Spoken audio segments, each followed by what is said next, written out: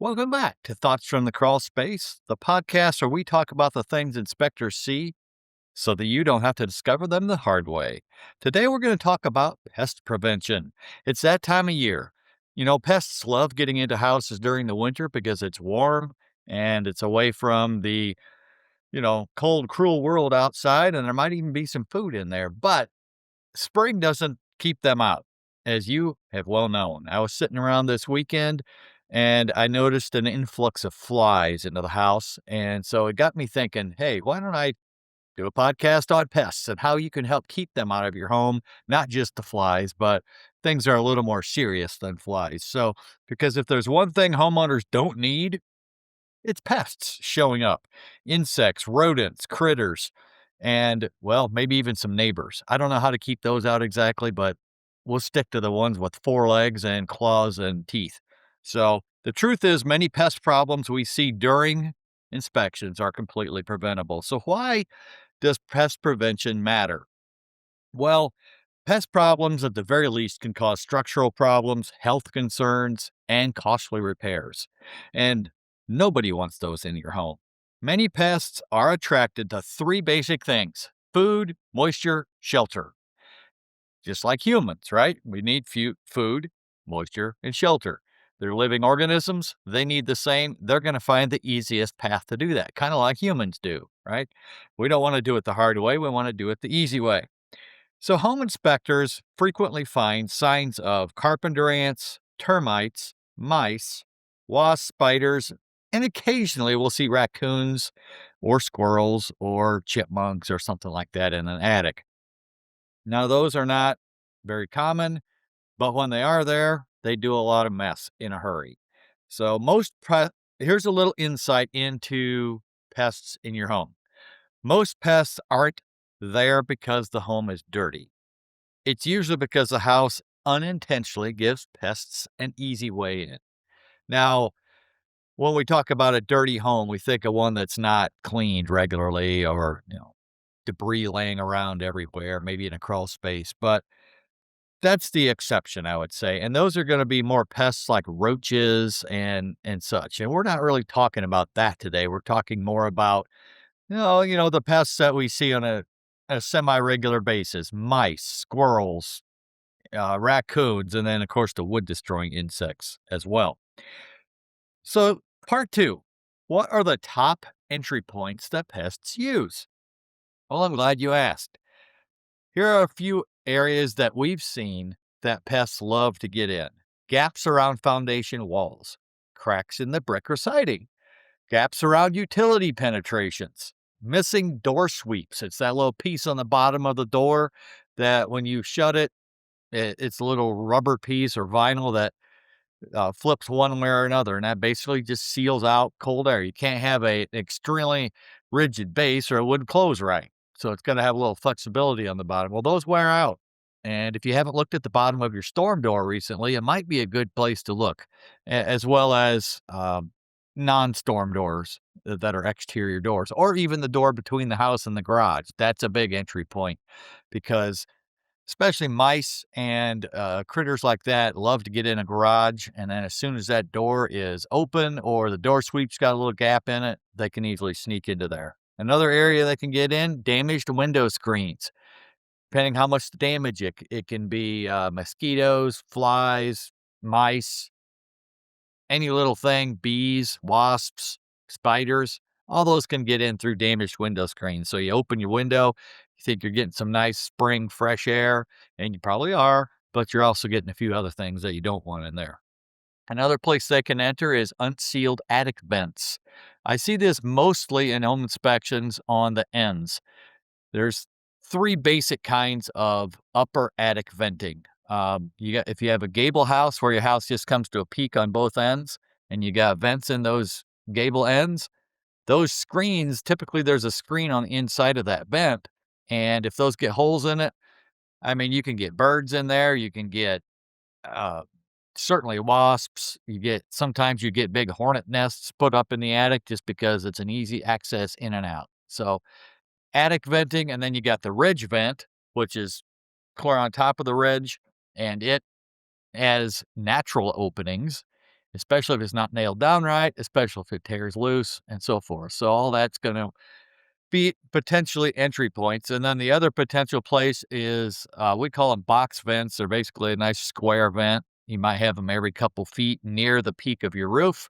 And those typically don't allow pest entry as much. But again, they have some built in deterrence.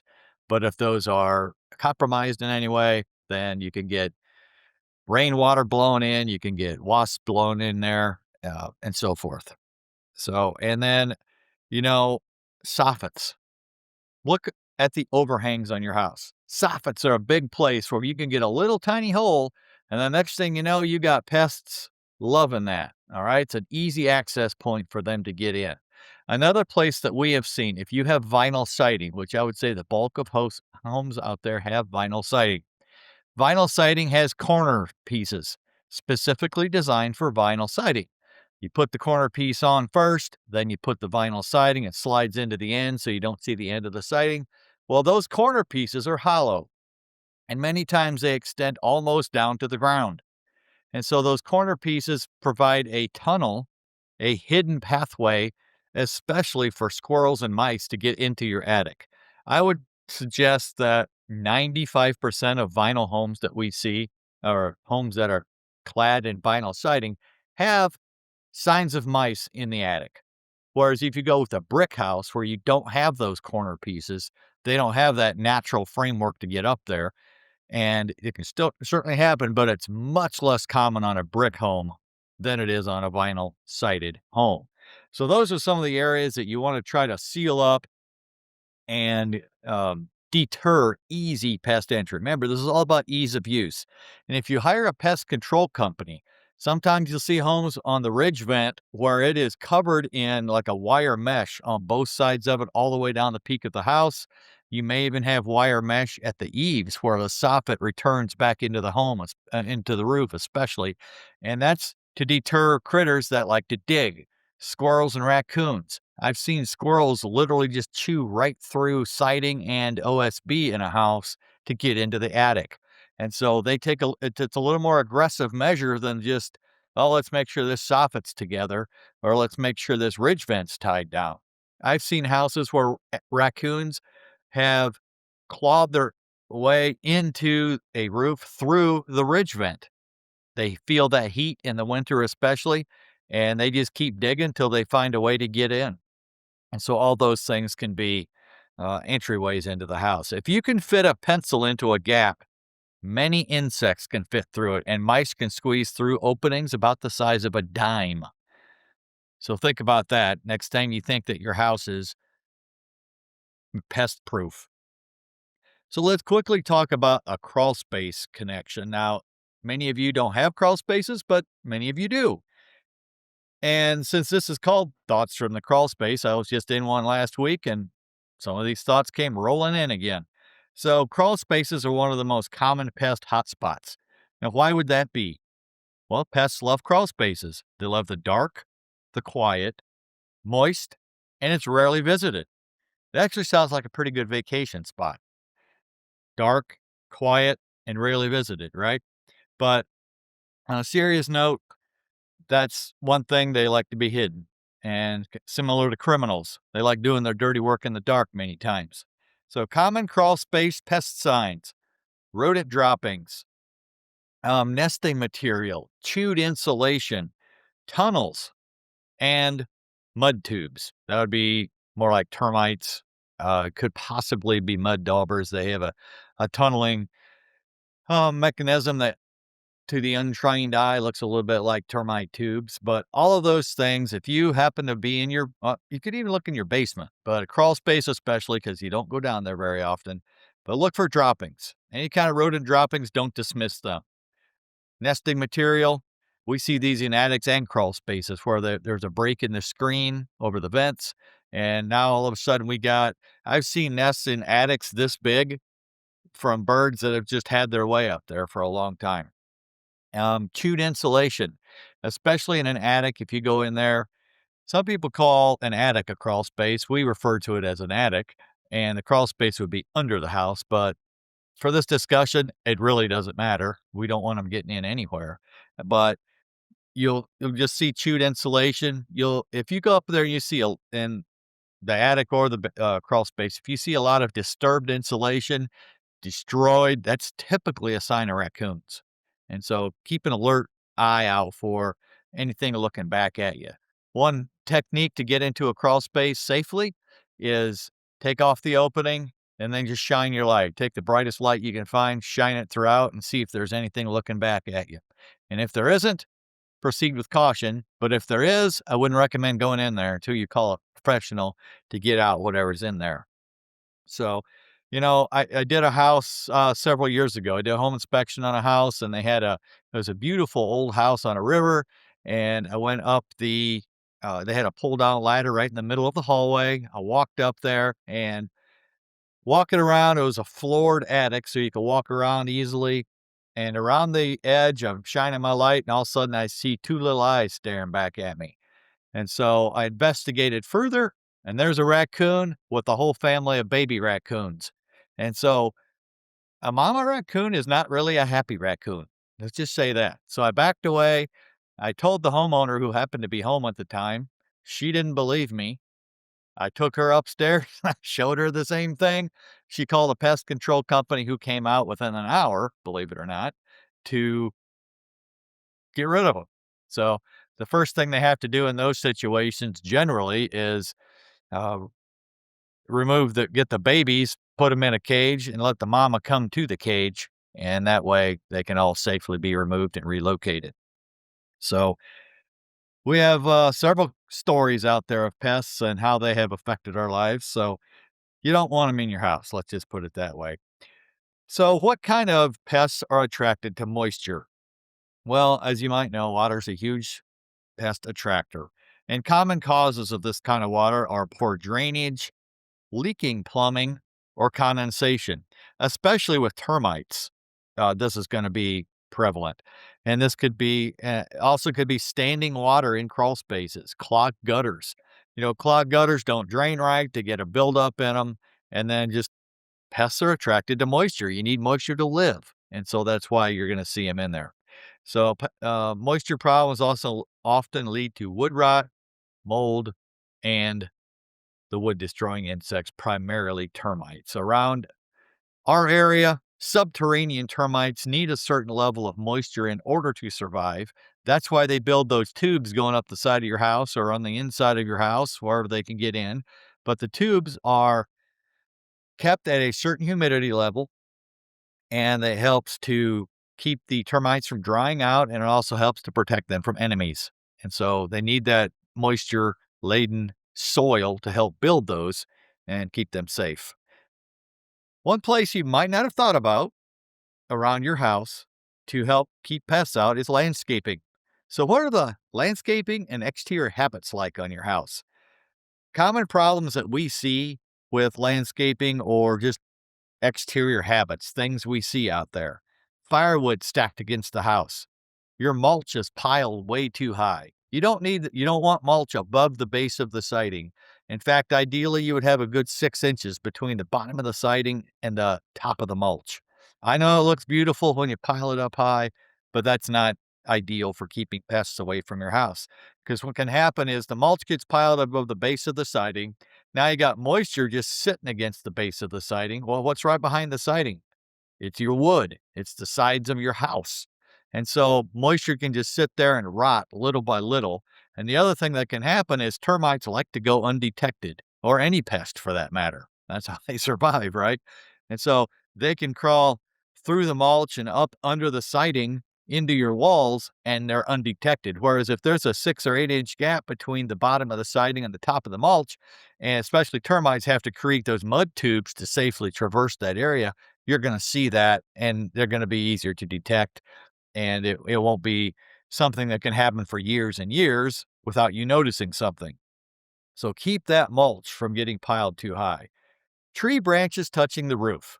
The best story I have about this is tree branches are just a super highway for squirrels, chipmunks, and carpenter ants getting into your house. I got a call one late night, or I was getting text by a person that had bought a house. We had mentioned in the report they had overhanging branches that needed to be trimmed back and so forth. They move in, and there are carpenter ants all over the upstairs of their house. This was a two-story house, believe it or not. And they're wondering why in the world I didn't tell them about the carpenter ants. Well, number one, they weren't there when I was there. Number two, I did tell you to trim your trees back to keep the carpenter ants out of there. So definitely has an effect when you have overgrown trees. You know, a raccoon's gonna struggle to get on your roof unless you got a tree that can help it. So keep those things trimmed back. Overgrown shrubs against the siding. The biggest problem we see with overgrown shrubs is they hold moisture against the siding and specifically trim around windows. And so then the trim will rot. If it's wood trim, it'll rot, and that provides pathways into the house. Look, a pest is very resourceful. They're like humans. They have a will to survive and live and thrive. And so they're going to do what they have to do to get into a house. And then leaves and debris against foundations. And so kind of the same concept we just talked about. Leaves, mulch, debris, all kind of the same thing. The best practice, again, is to maintain a 6 to 8 inch clearance between the soil and the mulch and the siding. Now, you might be in a low lying area, you have flat grading, and you have 2 inches below the siding right now, or an inch. There's not a whole lot you can do about that except keep it clean, keep it from getting built up, inspect it regularly to look for signs of entry. So, what are some prevention tips? Well, I think throughout this podcast, we've mentioned a few of them, but seal the cracks and the openings, install or repair your door sweeps, repair damaged screens. On the door sweep issue, let me backtrack just a second. Look at your garage doors. Look at that rubber molding that goes along the bottom of the garage door from end to end. Frequently, the corners will get compromised and you'll have a little gap in it. If you can see daylight through it, I can guarantee a mouse is going to come through it. So get those repaired. Of course, the damaged screens, keep your gutters clean. That number one, that gets water flowing properly and away from the house so it doesn't increase the moisture level in and around the house. Store firewood away from the house. You don't want to ever store it right against it. That provides an environment that's very desirable for critters.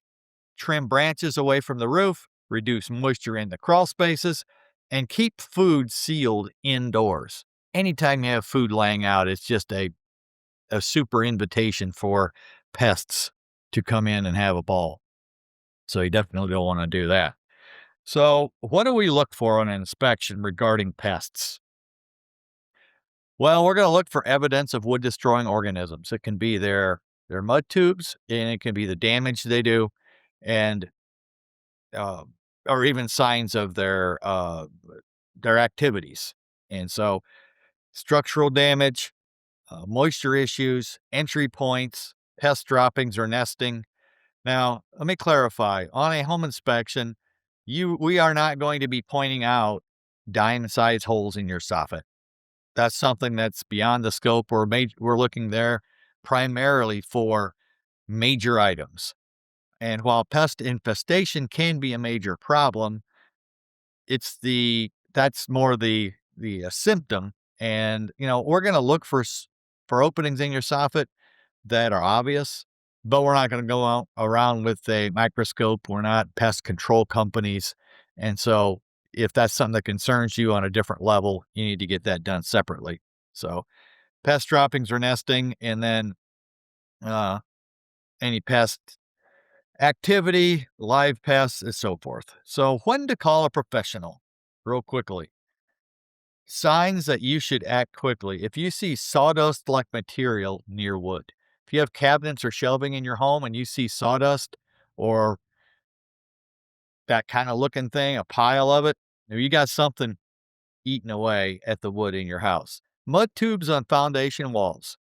Don't just scratch the mud tubes down. Now that can reveal if it's active or not, but a mud tube can be rebuilt in hours. So that's not solving the problem. That's just giving a temporary solution. Scratching sounds in your walls or attic. If you hear scratching sounds, it's probably something bigger than a mouse, possibly a chipmunk, could be a squirrel, and you don't want any of that to go One of the houses we inspected many years ago had a squirrel in the attic, and they also had half the outlets in their house that didn't work because the squirrels chewed through the wire. And so that's what pests will do. To them, everything's a food option until it isn't, right? Now, it may fry the squirrel or the mouse, but in the meantime, they've killed half the circuits in your house. So you definitely want to get that addressed. Droppings in cabinets or basements, and as I just mentioned, chewed wires or insulation. Don't overlook it. It's a problem. It's a sign. It's about as clear as possible. So most pest issues are preventable with a little awareness and maintenance. Remember, pests aren't usually invited, but sometimes homes accidentally make them feel welcome.